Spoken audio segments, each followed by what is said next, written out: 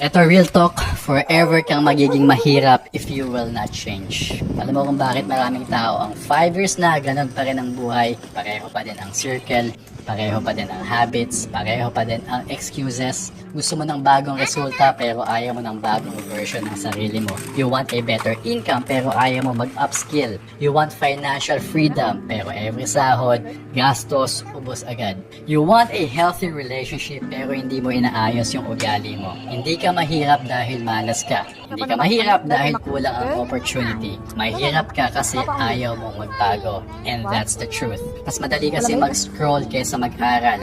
Mas madaling magreklamo kaysa mag-take ng responsibility. Mas madali sisihin ang gobyerno, pamilya, boss, partner kaysa aminin na may kailangan kang improve sa sarili mo. Ito yung totoo. Your life will only change when your standards change. Kapag tumigil ka sa pag-accept ng bare minimum, kapag hindi ka na satisfied sa average, kapag pinili mo maging uncomfortable kaysa manatiling stagnant. Hindi overnight ang pagbabago pero isang desisyon lang ang simula. One decision to wake up earlier, one decision to track your expenses, one decision to say no sa toxic environment, one decision to invest in yourself.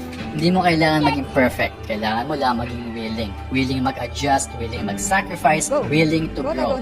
Kasi kung hindi, next year ganito pa rin ang problema mo. Ganito pa din ang reklamo mo. Ganito pa rin ang buhay mo. Change is painful. Masakit ang magbago. Mahirap ang magbago. Pero staying the same is more expensive. Kung mahal mo talaga yung future mo, prove it. Magbago ka. Hindi para sa kanila. Hindi para magyabang. Para sa sarili mong version na matagal na naghihintay na seryosohin mo ang buhay mo. Ako babae kaya nilakapin ang init ng halik sa akin. Kaya bang ibalik ko na ang bawat saglit ng sabit ngayong wala ka na. Ay, bakit ko gagi?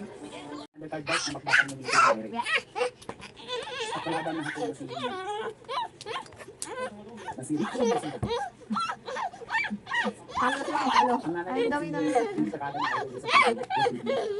Kaya naman tawag dito kung sinero na isa siyang may gusto isang Pilipino. At idol din ito si pagbansang Kamaumak daw. Kaya siya nag-boxing. Uy, nice.